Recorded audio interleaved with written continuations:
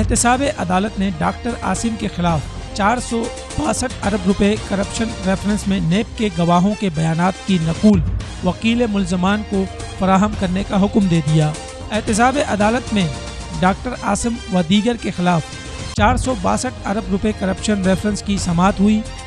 वकील मुल्ज़मान ने अदालत को बताया कि नेब की जानिब से पेश किए गए गवाहों के बयानात की नकूल नहीं मिली।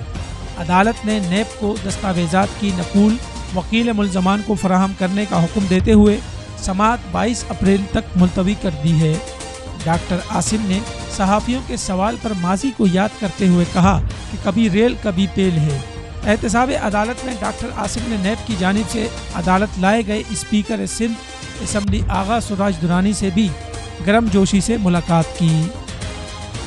तिजारत न्यूज़ को यूट्यूब पर सब्सक्राइब और लाइक कीजिए। इसके साथ साथ बेल आइकन को भी लाजमी क्लिक कीजिए ताकि आप तक पहुंच सकें हमारी तमाम मुनफरिद खबरें जो आप देखना चाहते हैं।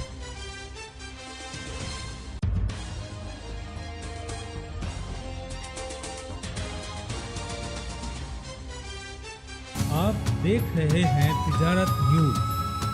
बेहतर अपना